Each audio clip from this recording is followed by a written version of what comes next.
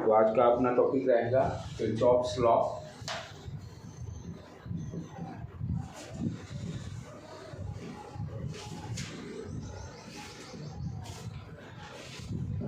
Kirchhoff's law, इसमें दो अपने लॉज हैं। एक है केसीएल जिसको हम लोग बोलते हैं Kirchhoff's current law, Kirchhoff's current law. और second one KVL, Kirchhoff's voltage law, Kirchhoff's voltage law. इसी दोनों लॉ को यूज करके हम सारे सर्किट के प्रॉब्लम को सॉल्व कर लेंगे। किरचॉफ्स करंट लॉ और second law Kirchhoff's voltage law. Kirchhoff's current law से हम लोग स्टार्ट करते हैं। Kirchhoff's current law, Kirchhoff's current law, Kirchhoff's current law. इसी को शॉर्ट फॉर्म हम लोग लिखते हैं KCL. Somewhere junction law is also called junction law और नोड, जंक्शन और नोड, जंक्शन और नोड लॉ। राइट बेटे, तो इसमें क्या ही कॉन्सेप्ट है, पहले तो टर्म समझना होगा व्हाट इज द नोड। कुछ लोग यहाँ डिफरेंशिएट करते हैं जंक्शन और नोड, लेकिन मेरे अकॉर्डिंग मैं इसको डिफरेंशिएट नहीं करता हूँ, क्योंकि इंजीनियरिंग में भी ये टॉपिक रहता है, इसी से स्टार्टिंग होती है फर्स्ट ईयर में। तो प्लस टू में लोग डिफरेंशिएट कर लेते हैं। क्या करते हैं नोड को कि कोई पॉइंट है, टू वायर जब इस पॉइंट पर मीट करते हैं तो उसको नोड बोलते हैं, और टू से ज़्यादा वायर यदि कनेक्टेड रहते हैं, जैसे फॉर एग्जांपल ये नोड पॉइंट है, एक और वायर, उसको जंक्शन बोलते हैं। लेकिन मेरे अकॉर्डिंग सिंपल एक ही नाम मैं देता हूँ, मोर देन टू वायर, दो से ज़्यादा रॉड जो यदि किसी भी पॉइंट पर दो से ज़्यादा वायर मीट करते हैं, दो से ज़्यादा, two wires, more than two, जैसे एक ये हो गया, दूसरा मान लो इधर से आ गया वायर, और third, that is called node. तो मैं ऑलमोस्ट जंक्शन और नोड को सेम ही मान के लेके चलता हूँ कि बच्चे लोग कंफ्यूजन नहीं रहे। मोर देन टू, दो वायर, जैसे कुछ लोग बोलते हैं दो वायर, सिंपली वहाँ पर लॉजिक उनका कुछ गड़बड़ है, या तो मेरे अकॉर्डिंग सही नहीं है वो। यदि किसी भी पॉइंट पर दो वायर मीट करते हैं तो जितना पानी, वाटर, करंट बेसिकली है क्या, वाटर का फ्लो, करंट है क्या, बेसिकली वाटर का फ्लो है। तो दो वायर, दो ही, एक ही, जो वाटर आएगा तो दूसरे से बाहर निकलेगा। तो यहाँ पर इस पॉइंट को कोई कहे कि दो वायर को हम नोड बोलते हैं और दो से ज़्यादा को जंक्शन बोलते हैं, तो यहाँ बच्चों को कंफ्यूजन क्रिएट करना है। जितना पानी आएगा उतना पानी उस पॉइंट से निकल जाएगा, तो यहाँ पर नोट करने की कोई ज़रूरत नहीं है।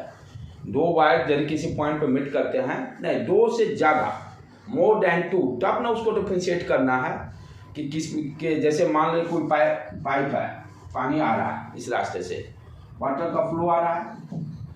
अब ये यदि दो बटा, एक इधर बटा, एक इधर बटा, तो यहाँ पर मुझे करंट का डिस्ट्रीब्यूशन करना है, जिसके लिए केसीएल डिफाइंड हो रहा है।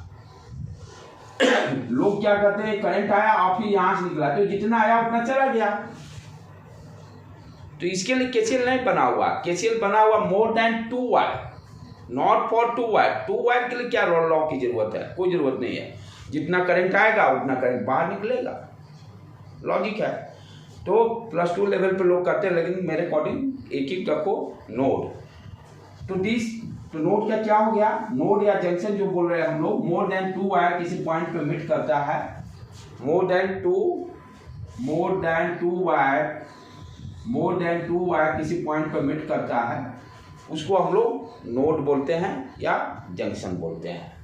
ये टर्म समझना बहुत जरूरी है। किसी भी सर्किट में किसी भी पॉइंट को उसमें पहचानना रहता है ये नोड है कि नहीं है। तो क्या देखना, कुछ नहीं, दो से ज़्यादा इस पॉइंट पर वायर मीट कर रहे हैं, नोड हो गया या जंक्शन हो गया, राइट। अब लॉ क्या कह रहा है, ध्यान से समझने का है कि according to Kirchhoff's current law, ज़्यादा कुछ नहीं इसमें सोचना है कि दो ही हैं, या तो करंट आएगा या तो करंट जाएगा। दो ही ऑप्शंस है मेरे पास, करंट आएगा और जाएगा, इनकमिंग करंट, आउटगोइंग करंट, बस दो ही चीज़ें। किसी भी पॉइंट पर क्या होगा, या तो करंट आ रहा होगा या उस पॉइंट से करंट जा रहा होगा। तो only two currents are defined at any node या जंक्शन। इनकमिंग करंट, यदि किसी पॉइंट पे ये पॉइंट है, नोड पॉइंट है, तो एरो मेरा जो डायरेक्शन, ये एरो क्या शो कर रहा, करंट, इनकमिंग करंट है। यहाँ पे ये क्या शो कर रहा, आउटगोइंग करंट है। यहाँ पे एरो क्या शो रहा, आउटगोइंग करंट है। तो किसी भी पॉइंट पर आइदर करंट इनकमिंग होगा या आउटगोइंग होगा, तीसरा कोई होने की चांसेस नहीं है। तो अकॉर्डिंग टू लॉ क्या कहता है कि इनकमिंग करंट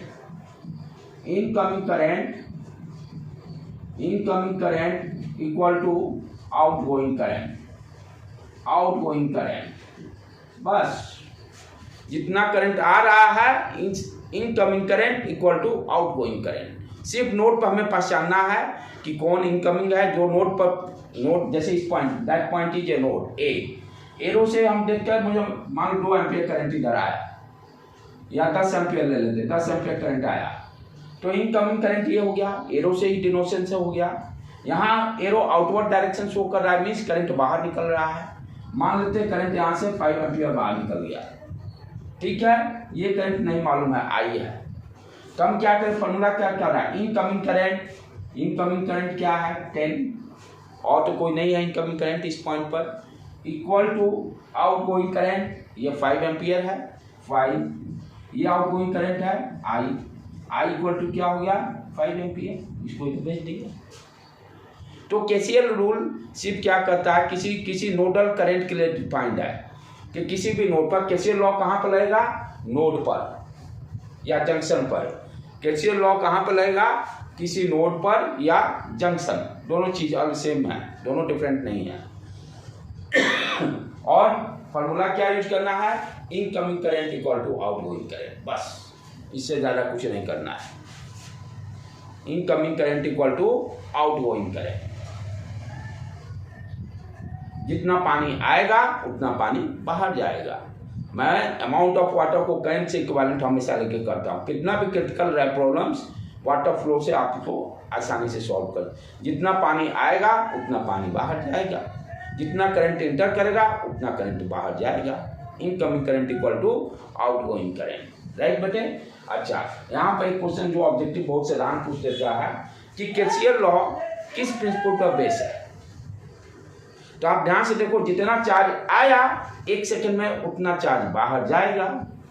चार्ज पर यूनिट टाइम गिव्स करंट, तो कंजर्वेशन ऑफ चार्ज को फॉलो करता है, conservation of charge. KCL law, this question आता है ऑब्जेक्टिव में, KCL law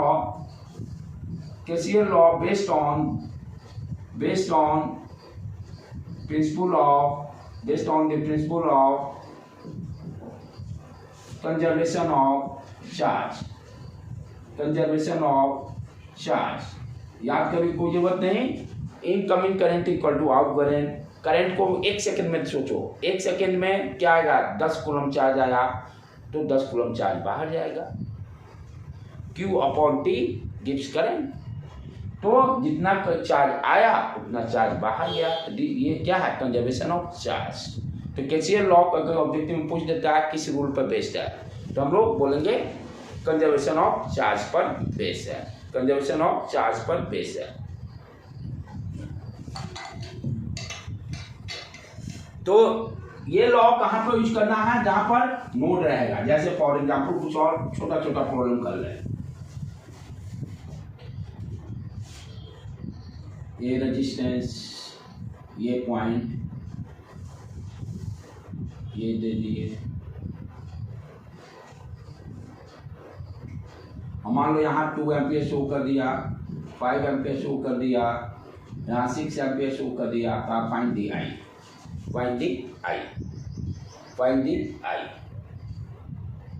find the I. अब देखो पहले देखना है क्या ये नोड है कि नहीं है। एक से ज़्यादा वायर कनेक्ट हो रहे हैं, इस पॉइंट पर नोड है। 2 से ज़्यादा वायर कनेक्ट है इसलिए नोड है। अब देखेंगे जो इनकमिंग करंट कौन कौन सा है उसको लेफ्ट हैंड साइड में रखेंगे, आउटगोइंग करंट जो होगा उसको राइट हैंड साइड में रखेंगे। बस ये क्या हो गया, इनकमिंग करंट है। ये भी क्या है, इनकमिंग करंट है। ये आउटगोइंग, ये आउटगोइंग। इनकमिंग करंट को left hand side 2 + 5 = 6 + I, 7 = 6 + I = 7 - 6, 1 ampere. ये हो गया 1 एम्पियर। यही KCL लॉ कहलाता है। ये 10th में भी पढ़ना था, 10th क्लास में भी था, राइट। मतलब वो लोग नीचे की तरफ आ रहे थे, नहीं, पॉइंट के टुवर्ड्स, पॉइंट के towards. Incoming means towards the point, point के तरफ। जो पॉइंट से दूर जा रहा है, पॉइंट से जो दूर जाएगा आउटगोइंग, पॉइंट की तरफ जो आएगा इनकमिंग। पॉइंट की तरफ जो आएगा वो इनकमिंग, और पॉइंट से जो दूर जाएगा वो आउटगोइंग। पॉइंट की ओर आएगा उसको इनकमिंग करंट बोलते हैं, और पॉइंट से दूर जो जाएगा उसको आउटगोइंग करंट बोलेंगे। ठीक है बेटे। नेक्स्ट उसके बाद क्या है, किरचॉफ्स वोल्टेज लॉ। इसमें मैं अपना कॉन्सेप्ट दिया हूँ। किरचॉफ्स वोल्टेज लॉ में मैं अपना पर्सनल कॉन्सेप्ट दिया हूँ, जिससे किसी तरह के बच्चे प्रॉब्लम को सॉल्व कर लेते हैं। बुक में कितना वो बहुत लेंदी वे में दिया है, बहुत सिंप्लीफाइड वे में बताऊंगा। Kirchhoff's voltage law, Kirchhoff's voltage law.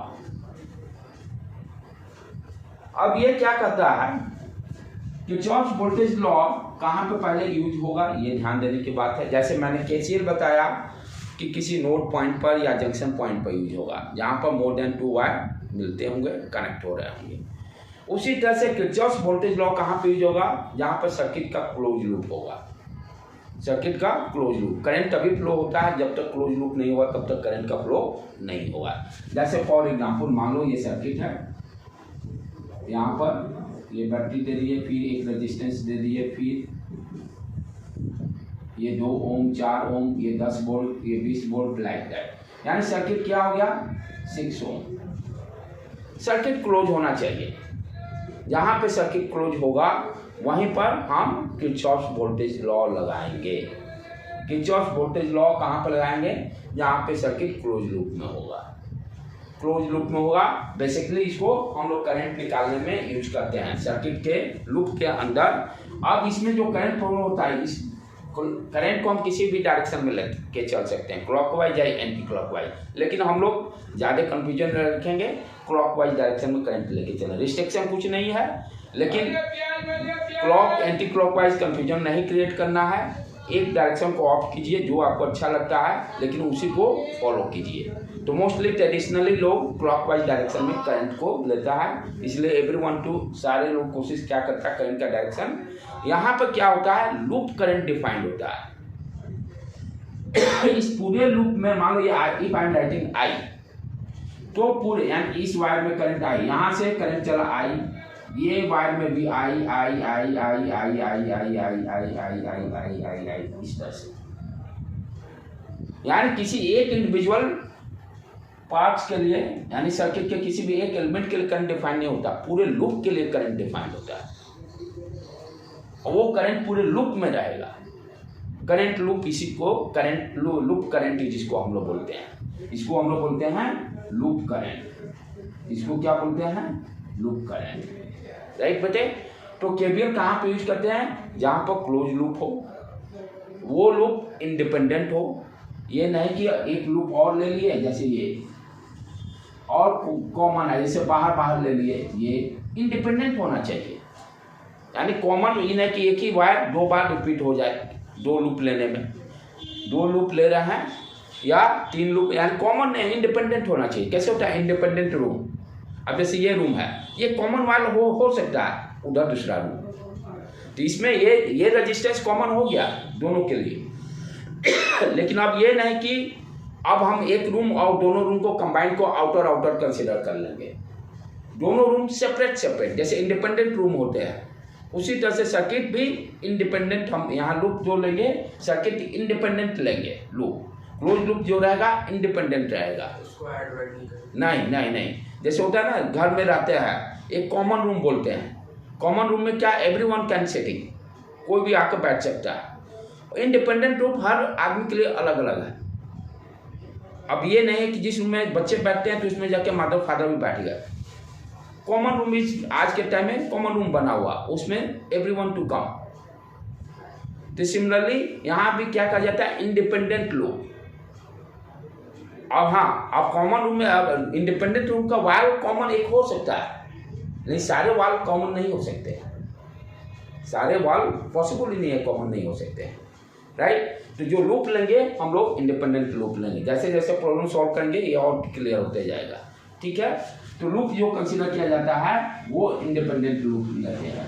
पहला क्लोज लूप, करंट का डायरेक्शन डिफाइन करते हैं क्लॉकवाइज डायरेक्शन में, इंडिपेंडेंट लूप होना चाहिए। अभी यही 3 पॉइंट दिमाग में सेट करके चलो, इंडिपेंडेंट लूप, आप प्रॉब्लम सॉल्व करते आप क्लियर होते जाएंगे। अब ये क्या कर रहा है, Kirchhoff's voltage law, Kirchhoff's voltage law, किसी भी पॉइंट पर, मान लो पॉइंट ए, क्लोज लूप कैसे बनता है, उस पॉइंट से आप चले और फिर उसी पॉइंट पर आप पहुंच रहे हो तभी क्लोज लूप बनेगा। क्लोज पाथ जिसको भी बोलते हैं हम लोग, क्लोज पाथ कब बनता है, जिस पॉइंट से स्टार्ट किए जर्नी फिर उसी पॉइंट पर पहुंचेंगे तो क्लोज पाथ बनेगा, राइट। क्लोज पाथ तभी बनता है जब उस पॉइंट से हम चले और फिर उसी पर पहुंचे, तभी क्लोज पाथ बनेगा। सिमिलरली क्लोज लूप कब बनेगा, जिस पॉइंट से हम वॉकिंग स्टार्ट किए और फिर उसी पॉइंट पर पहुंच गए तभी क्लोज बनेगा। क्लोज पाथ जैसे क्लोज लूप, तभी ये क्लोज लूप हुआ। जिस पॉइंट से स्टार्ट किया ड्राइंग करना फिर उसी पॉइंट पर पहुंच गए, राइट। तो क्लोज लूप का क्या कॉन्सेप्ट हो गया कि जिस पॉइंट से हम ड्राइंग स्टार्ट किया फिर उसी बिना पेन उठाए फिर वहां पहुंच गए, क्लोज लूप हो गया। चाहे वॉकिंग स्टार्ट किए क्लोज पाथ में हम लोग वॉकिंग, सर्कुलर लूप वो भी एक क्लोज लूप है। तो क्या कह रहा है किरचॉफ्स वोल्टेज लॉ, किसी भी क्लोज लूप में टोटल वोल्टेज ड्रॉप का सम, टोटल वोल्टेज ड्रॉप का सम 0 होगा, बस। मैं बाकी नहीं, क्या कि ये मेरा अपना फंडा क्लियर किया हुआ है, ये कॉन्सेप्ट बुक में नहीं, अपना खुद का किया हुआ इंजीनियरिंग के बच्चों को आज से नहीं 2005 से ही बताते आ रहा हूँ। पर्सनल है, एकदम सिंपल फंडा मैं दूंगा, ज़्यादा कोई कॉम्प्लेक्स नहीं, कहीं बुक में ढूंढो नहीं मिलेगा, लेकिन सारे प्रॉब्लम में वैलिड आसानी से लगेंगे। क्या कहता हूँ मैं, किसी भी क्लोज लूप में टोटल वोल्टेज ड्रॉप,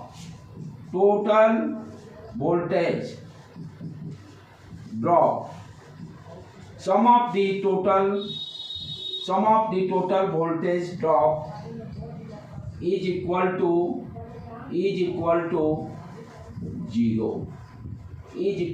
0। लूप में टोटल वोल्टेज ड्रॉप का सम 0 होगा, बस। Sum of the total voltage drop in close loop is equal to 0। Sum of the total voltage drop is equal to 0। Sum of the total voltage drop in closed loop is equal to 0। हमें क्या निकालना है, voltage drop निकालना है। क्या निकालना है, voltage drop निकालना है। क्या है, और सारे वोल्टेज ड्रॉप को निकाल के सम करके इक्वल टू 0 कर देना, बस, और कुछ काम नहीं करना है। अब वोल्टेज ड्रॉप के लिए मैं टेक्निक बताऊंगा, वोल्टेज ड्रॉप के लिए टेक्निक बताऊंगा। क्या करना है, sum of the voltage drop in closed loop is equal to 0, बस, नथिंग एल्स, कुछ नहीं करना है, राइट बेटे। एक बहुत साधारण प्रॉब्लम से चालू करते हैं, इस चीज को अंडरस्टैंड करते हैं। जैसे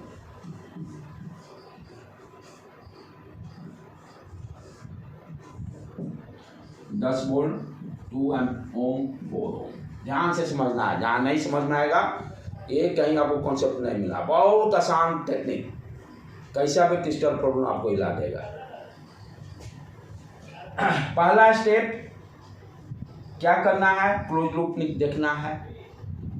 ठीक है, हम यहाँ से स्टार्ट कर रहे हैं, ये पॉइंट से, कहीं से भी स्टार्ट करो, चले चले इस पॉइंट पर क्लोज लूप का फॉर्मेशन हो रहा है। ठीक है, केवीएल रूल लगेगा। उसके बाद क्या देखना है, करंट का लूप करंट डिफाइन करना होगा। लूप करंट का ने मैंने बताया कि लूप करंट क्या होता है, क्लॉकवाइज डायरेक्शन में ले लेंगे।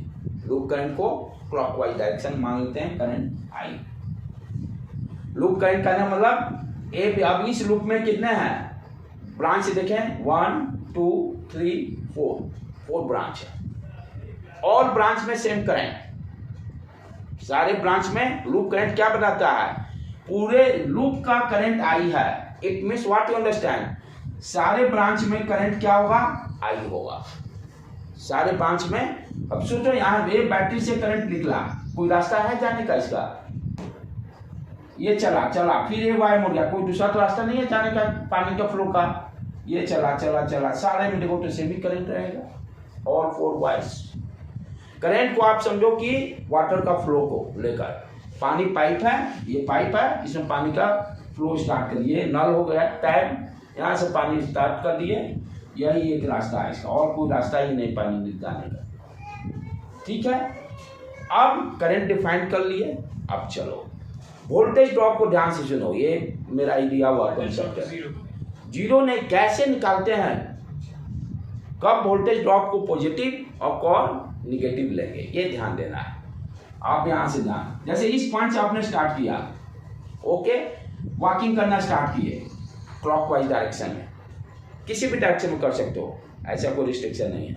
मैं अपना जर्नी एक पॉइंट से स्टार्ट किया, यदि मैं जर्नी करंट के डायरेक्शन में है, ध्यान से सुनो, यदि मेरा जर्नी पर्सनली अपने आप को यहाँ खड़ा कर लिया, मैंने इस वायर के तरफ मूवमेंट अपना स्टार्ट किया जर्नी करंट के, यदि मेरा जर्नी, मेरा वॉकिंग और करंट का डायरेक्शन दोनों सेम डायरेक्शन में है, तो रेजिस्टेंस हो, कैपेसिटर हो, इंडक्टर हो, कोई भी हो, जनरली अभी रेजिस्टेंस ही पढ़ना है आप लोग को, तो वोल्टेज ड्रॉप होगा। यदि मेरा वॉकिंग डायरेक्शन और करंट का डायरेक्शन दोनों सेम होगा, तब क्या होगा, वोल्टेज ड्रॉप होगा। तब क्या होगा, मेरा वॉकिंग और करंट का direction both are same direction में है, तो क्या होगा, वोल्टेज ड्रॉप का मतलब निगेटिव। यानी यहाँ पर रेजिस्टेंस आया, यहाँ से मैं चला, रेजिस्टेंस मिला, करंट का भी डायरेक्शन यही है, लूप का करंट यही है, करंट का डायरेक्शन यहाँ आई, ये भी आई, ये भी आई, तो मैंने चला इसी डायरेक्शन में, रेजिस्टेंस के डायरेक्शन में चल रहा हूँ। वोल्टेज ड्रॉप यहाँ क्या हुआ, बी इंटू आई।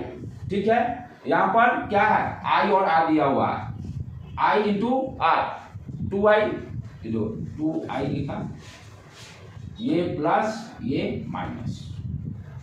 यदि मेरा वॉकिंग और करंट का डायरेक्शन रेजिस्टेंस का, पहले रेजिस्टेंस के पास पहुंचे, मैं यहाँ से दौड़ने स्टार्ट किया, करंट का डायरेक्शन और मेरा वॉकिंग रेजिस्टेंस के पास पहुंचा, वहीं पर डिसाइड करना ना वोल्टेज ड्रॉप होगा कि इंक्रीज होगा, तो दोनों का डायरेक्शन सेम होगा, वोल्टेज ड्रॉप हटा देना माइनस साइन, जहाँ ड्रॉप होगा वहाँ माइनस साइन, जहाँ वोल्टेज इंक्रीज होगा plus sign. Sum of the voltage drop लिखते हैं इक्वल टू 0, जहाँ पर वोल्टेज ड्रॉप होगा वहाँ माइनस साइन देंगे, जहाँ पर वोल्टेज इंक्रीज होगा वहाँ पर प्लस साइन। अब इंक्रीज कब होगा, जब आपका वॉकिंग और करंट का डायरेक्शन अपोजिट हो। मेरा वॉकिंग और करंट का डायरेक्शन दोनों अपोजिट होगा तो वोल्टेज इंक्रीज। यदि मैं इधर से चलूं, जब इधर से चलूंगा एंड बी से ए की तरफ जा रहा हूं, तब क्या होगा, वोल्टेज इंक्रीज, क्योंकि दोनों का अपोजिट डायरेक्शन है, तब प्लस साइन, प्लस 2i लिखेंगे। बी से ए की तरफ बढ़ेंगे तब क्या होगा, प्लस 2a। ये रेजिस्टेंस अलग निकालो इसको, ये 2 ओम, ये करंट का डायरेक्शन, ये पॉइंट ए, ये पॉइंट बी। ठीक, यदि ए से बी की तरफ मैं जा रहा हूं तो मेरा क्या है, करंट का डायरेक्शन मेरा डायरेक्शन सेम, तो वोल्टेज ड्रॉप होगा, निगेटिव साइन कितना हो गया -2i। ठीक, यदि मैं बी से ए की तरफ आ रहा हूं तो करंट का डायरेक्शन तो फिक्स है, वो तो चेंज नहीं हो रहा है, मैं अपना डायरेक्शन चेंज कर रहा हूं। अपोजिट डायरेक्शन में दोनों अपोजिट हो गए, क्या होगा, बी से ए, ऐसे लिखो, ये देखो इसको क्या लिखेंगे, बी ए बी, ए से बी की तरफ गए, बी ए बी, क्या होगा -2i। B B A, B से ए की तरफ गए 2i, राइट बेटे। बी बी ए, बी से ए की तरफ 2i, दोनों opposite direction, same direction B A B, negative से। करंट के डायरेक्शन में मेरा वॉकिंग होगा, वोल्टेज ड्रॉप अपोजिट डायरेक्शन में होगा तो वोल्टेज इंक्रीज, प्लस साइन लगे। यही एक फंडामेंटल है, और कुछ नहीं करना है। किताब में भाषण बहुत सारा देता है रेजिस्टेंस के टॉपिक, या मैं एक ही लाइन ही देता हूँ बस, इससे ज़्यादा कुछ नहीं, सारे प्रॉब्लम निकल जाएंगे। अब चलो कैसा भी प्रॉब्लम हो, देखो कैसे वो बनते हैं। क्या ध्यान देना है, आपका डायरेक्शन यदि करंट के डायरेक्शन में है तो वोल्टेज ड्रॉप होगा, अपोजिट डायरेक्शन में है वोल्टेज इंक्रीज होगा।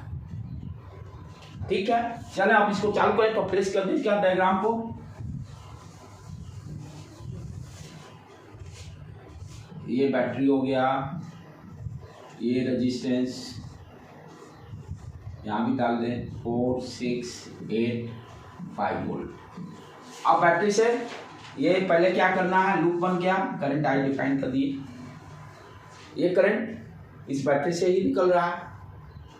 ठीक, आप चलो लूप किरचॉफ वोल्टेज लॉ लगाना चाहते हैं तो किसी एक पॉइंट से स्टार्ट करेंगे, वोल्टेज ड्रॉप देखना और उसी पॉइंट पर फिर दोबारा पहुंच जाना है। इस पॉइंट से जर्नी स्टार्ट करना है और फिर उसी पॉइंट पर हमको पहुंचना है। तो ए से स्टार्ट किए जर्नी, तो चले इसी डायरेक्शन में, क्या हो गया -4i, करंट का डायरेक्शन मेरा डायरेक्शन दोनों से। फिर यहाँ पहुंचे, यहाँ तक तो वायर है, कुछ नहीं है, कोई लॉसेज नहीं हो रहे हैं, सिंपल वायर है। यहाँ फिर रेजिस्टेंस आ गया, लॉस होगा गेन होगा देखेंगे। करंट का डायरेक्शन यही है, मेरा भी direction same, voltage drop -6i। फिर यहाँ है करंट का डायरेक्शन यही है, मेरा भी डायरेक्शन सेम है, फिर वोल्टेज ड्रॉप 8i। अब इस पॉइंट पर पहुंच गए, अब यहाँ से बैटरी को पार करना है, निगेटिव टर्मिनल से पॉजिटिव टर्मिनल जा रहा है, वोल्टेज इंक्रीज, निगेटिव से पॉजिटिव जा रहे हैं, वोल्टेज इंक्रीज प्लस साइन, तो 5 volt equal to 0, sum of the voltage drop equal to 0। अब इसको कर दो, 6, 4, 10, 18, 18i equal to 5, i equal to 5/18 minus plus हो गया, करंट निकल गया। अब किसी के क्रॉस वोल्टेज ड्रॉप पूछेगा, निकाल लेंगे आराम से। तो कॉन्सेप्ट क्या देखे, केवीएल किताब में बहुत लंबी बताया, बस मैं एक ही लाइन बताता हूँ कि लूप, पहले लूप इंडिपेंडेंट लूप देख लेना है, उसमें क्लॉकवाइज डायरेक्शन में करंट को डिफाइन कर देंगे। क्वेश्चन में दे दी कि वो 6 जो हाँ, उस पे कितना लॉस हुआ, तो फिर क्या करेंगे? अब किस में कि ये इसके क्रॉस करता वोल्टेज ड्रॉप कितना हुआ, 6 ओम के क्रॉस। ठीक है, तो V इक्वल टू आई निकाल लिए ना, आई निकाल लिए 5/18 इंटू 6, काम खत्म। V equal to I, V equal to I. अब करते हैं फटाफट, इसमें तो मैं खुद ही अपने क्वेश्चन बनाता हूँ, स्कूल का अपने दिस टॉपिक इंजीनियरिंग का फर्स्ट ईयर का है। अब जैसे कोई भी लोग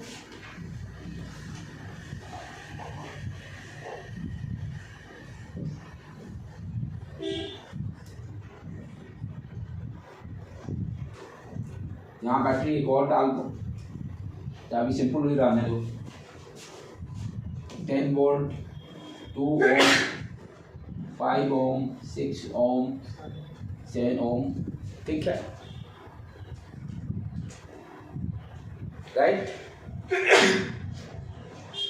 अब जैसे हमको कहता है find the find the voltage drop across 5 ohm, find the voltage drop across 5 ohm, यानी ए और बी को नाम दे दिए, यानी वी ए बी निकालने के लिए कह रहा है। What is the value of V A B, V A B, what is the value of V A B. ठीक है बेटे, और कुछ मैं छोटा छोटा ट्रिक बताते जा रहा हूँ, ध्यान से देखना। सर्किट को सॉल्व करने के लिए भी सोचना है, नेट और जेई के प्रॉब्लम को सॉल्व करना है तो सर्किट को एक बार जरूर सोच लो कहीं छोटा कुछ और हो सकता है कि नहीं। तो ध्यान से देखो, पहला सर्किट को तो कुछ हम नहीं कर सकते हैं, दूसरे सर्किट पर ध्यान से देखो। मैं हमेशा क्या करता हूँ, ये बैटरी है, यहाँ से करंट निकल रहा है, करंट का मतलब पानी का फ्लो निकला, पानी का फ्लो निकला गया इधर, यहाँ गया यहाँ, this point is node point. Node point के लिए मैं बताया था या junction point more than 2 wire, 1 2 3 wire. यहाँ पानी क्या हो गया, 2 रास्ते में बट गए, पानी क्या हो गए, 2 रास्ते में बट गए, एक इधर चला गया, एक इधर चला गया। जितना निकला था वहाँ उतना पानी वहाँ पहुँचेगा बैटरी के पास। 6 और 7 तो सीरीज में है ना, तो वही उसी के लिए बता रहा हूँ ना ट्रिक, कैसे पहचानना है, कैसे पहचानना है कब सीरीज में होगा कब पैरेलल में होगा। करंट का फ्लो अगर करंट, हाँ पानी, अब यहाँ पानी देखो दोनों में सेम ही जाएगा, यानी करंट यदि सेम रहेगा दोनों सीरीज में रहेंगे। तो पानी ये गया, कोई रास्ता नहीं, इसको करंट का कोई रास्ता नहीं है, ये कोई रास्ता नहीं है। इट मीन्स दोनों में क्या है, करंट सेम। यदि करंट दोनों में सेम रहेगा वो सीरीज में हो जाएगा, जहाँ वोल्टेज डिफरेंस सेम होगा पैरेलल में हो जाएगा। ठीक है, यहाँ दोनों जगह करंट सेम है तो दोनों सीरीज, तो 7 + 6 सीधे जोड़ देंगे, सर्किट छोटा हो गया, सर्किट छोटा हो गया। तो 7 + 6 जोड़ देंगे 13 हो गया। इस सर्किट को रिड्यूस कर दिए, अब देखो इस सर्किट को रिड्यूस करके 13 कर दिए, 13 ohm. How to reduce this circuit, सिर्फ केसीएल केवीएल से नहीं, थोड़ा सा अपना भी आईक्यू भी लगाना है। आप ध्यान से फिर देखो क्या हो रहा खेला, यहां से चला पानी, अब देखो इसके क्रॉस पोटेंशियल डिफरेंस, इसके cross potential difference same, potential difference दोनों के cross same, potential difference same होने पर पैरेलल। तो ये क्या हो गया, 5 और 13 पैरेलल, 5 और 13 पैरेलल, इक्विवेलेंट निकाल दो। तो कितना हो गया, 5 × 13 R1 R2 plus divided by R1 + R2, 65/18। हाँ, तो ये दोनों को भी हटाकर तुम क्या लिख सकते हो, ये देखो आ गया 18/65। हाँ, ये जो भी वैल्यू आ गया, मान लेते हैं R के आ गया फॉर एग्जाम्पल, ये 2 ओम, ये 10 वोल्ट आ गया। अब ध्यान से देखो, यहाँ करंट अब आराम से निकाल सकते हैं। अब यूज कर लें अपना केवीएल रूल, केवीएल रूल फटाक देना। ठीक है, क्लोज लूप हो गया, यहाँ पर 2 ओम। अब देखो यहाँ से केवीएल रूल स्टार्ट करते हैं, यहाँ से चले करंट का डायरेक्शन, मेरा डायरेक्शन सेम, तो -2I। यहाँ फिर चले, मेरा डायरेक्शन करंट का डायरेक्शन सेम, -R के जो भी आगे I। यहाँ चले, अब कोई यहाँ पर नहीं है रेजिस्टेंस, वायर सिंपल है, कोई ड्रॉप नहीं, कोई ड्रॉप नहीं। यहाँ फिर वोल्टेज इंक्रीज +10 0। यहाँ से I का वैल्यू निकाल लेंगे, काम खत्म।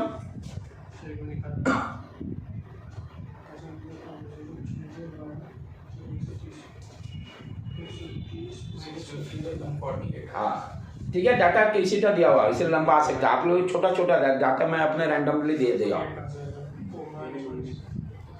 डाटा अपना रैंडम दिया हुआ है इसलिए कैलकुलेशन। ठीक है बेटे, कॉन्सेप्ट सीखना है, समझ में आ गया। अब देखो अब क्या हो गया, करंट मालूम हो गया। अब यहाँ ध्यान से देखो, हमें क्या निकालना था, वोल्टेज ड्रॉप अक्रॉस 5 ओम, वोल्टेज ड्रॉप अक्रॉस 5 ओम। अब ध्यान से, जो भी करंट का वैल्यू आया ये बैटरी से निकला, मान लेते कितना आ गया, फॉर एग्जाम्पल जैसे जो भी आया, मान लो फॉर एग्जाम्पल 20 एम्पियर आया। अब ये चला, ये दोनों में बटेगा ना, ये मान लेते I1 बट गया, ये I2 बट गया, बटेगा दोनों में। ठीक है, तो अब क्या करेंगे, हमें तो I1 निकालेंगे तभी तो इसके क्रॉस वोल्टेज ड्रॉप निकलेगा। तो एक तो हो गया, केसीएल लगा दो, 20 equal to I1 plus I2, इस पॉइंट पर KCL, node point junction point हो गया ना, ये 20 एम्पीयर करंट आया, इधर I1 गया, इधर I2 गया, तो 20 equal to I1 plus I2 कर दिए। अच्छा, और दूसरा क्या कर सकते हो, एक यहाँ पर लूप इक्वेशन ले लो जिससे कि I1 I2 का रिलेशन मालूम चल जाएगा, total voltage drop 0। Loop equation जैसे यहाँ से लेते हैं, इस पॉइंट से चले ऐसे घूमते हुए यहाँ पहुँच गए, मान लो ये चले, करंट के डायरेक्शन बढ़े -13 I2, सॉरी, करंट के डायरेक्शन में बढ़े -13 I1 I2, यहाँ कोई कंपोनेंट नहीं, कोई ड्रॉप नहीं, फिर आगे बढ़े। अब देखो अपोजिट डायरेक्शन में जा रहा है, करंट का डायरेक्शन नीचे है, करंट का डायरेक्शन, एक चीज ध्यान देने की बात है, इंपॉर्टेंट पॉइंट, ये I1 गया इधर, I2 क्या है, ये नहीं I2 तो इधर ही निकल जाएगा, कोई दिक्कत नहीं, क्योंकि 20 एम्पियर गया ना यहाँ से निकला, ये पता ना, ये दोनों मिलके सम हो जाएगा ना, सम होकर बाहर निकल जाएगा, तो ये तो ऊपर तो जाएगा ही नहीं, ये तो ऊपर जाएगा ही नहीं, राइट, ये तो इसको इधर निकलना है ना। तो यहाँ से चले, करंट की डायरेक्शन चले -13 I2, ऊपर गए अपोजिट डायरेक्शन में जा रहे हैं, तो +5 I1 इक्वल टू 0, अब दोनों को यहाँ से 13 I2 इक्वल टू 5 I1, एक को यहाँ पुट करके निकाल लेंगे I1, और B इक्वल टू IR कर देंगे, I1 into 5, I1 into 5। Sir I2 I1 कैसे 0 हो गया सर? अच्छा, total voltage drop in close loop 0। तो I1 I2 वहाँ से किसी एक का वैल्यू निकाल के फिर पुट कर देंगे, काम खत्म, काम खत्म। कोई भी सर्किट लो, किसी तरह का दो,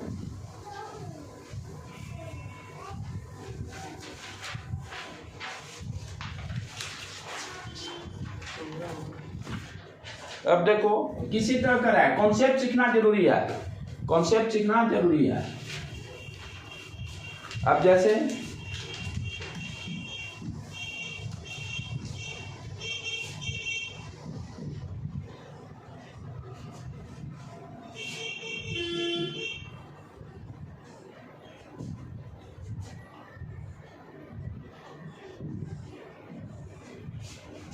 फाइव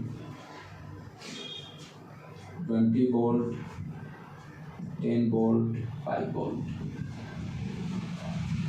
आपसे कहता है find the current through this one, कितना करंट 5 ओम के थ्रू जाएगा,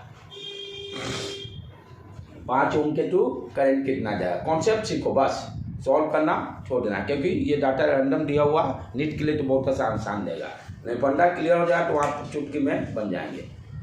अब ध्यान से देखो, यहाँ पर जो इंडिपेंडेंट लूप की बात मैं कर रहा था, क्या था ना, अब यहाँ पर टोटली मेरा केवीएल लगना है, 2 लूप दिखाई दे रहे हैं, क्लोज लूप, एक ये इंडिपेंडेंट लूप हो गया, ये भी इंडिपेंडेंट लूप हो गया।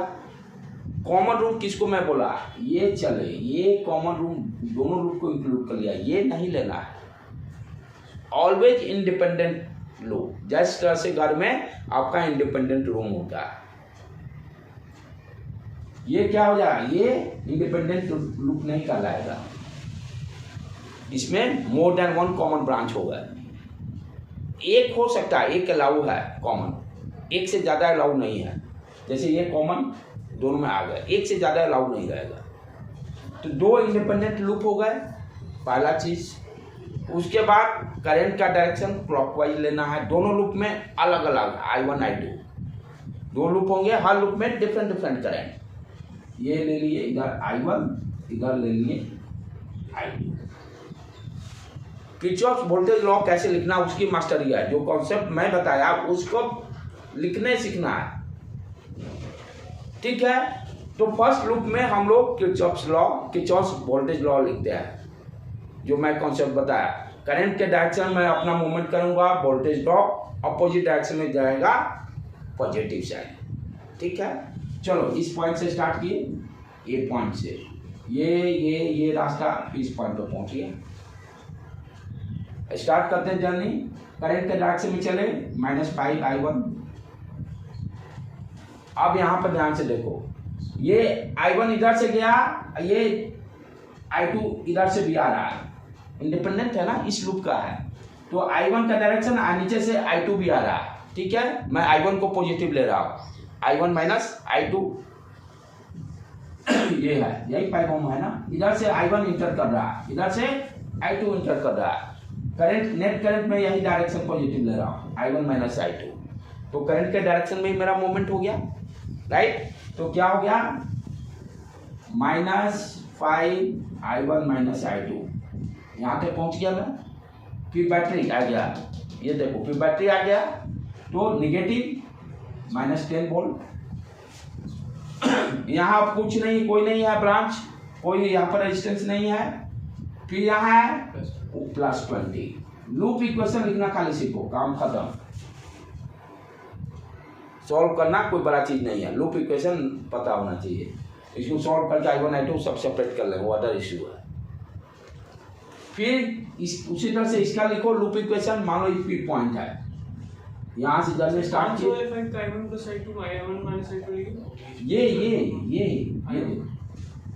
ये 5 है ना, इधर से I1 इंटर किया और इधर से लूप वाला I2। तो मैं I1 को पॉजिटिव मान लिया, I1 माइनस I2 कर लिया। करंट के डायरेक्शन में मेरा मूवमेंट, तो -5 I1 minus I2, -5 I1 minus I2, -10 +20 कर दिया, काम खत्म। अब दूसरा लूप के लिए लिखा है, इसमें कोई दिक्कत किसी को आ रही है फर्स्ट में?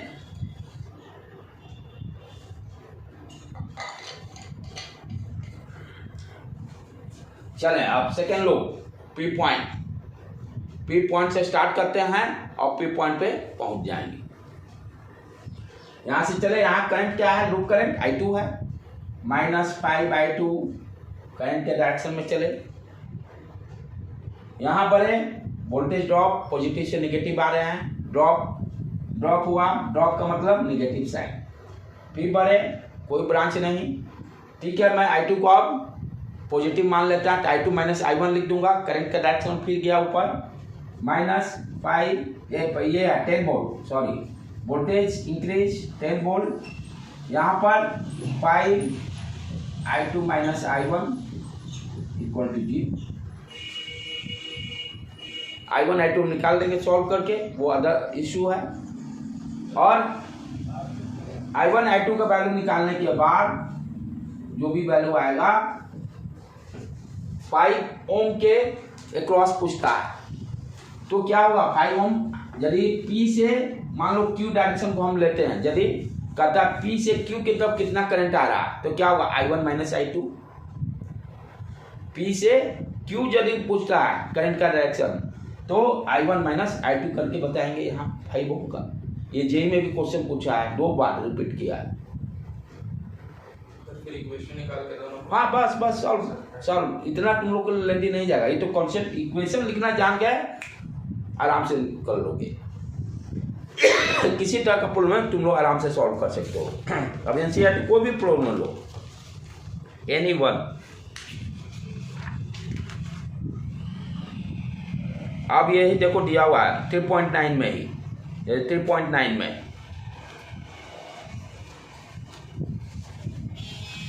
एक्सरसाइज का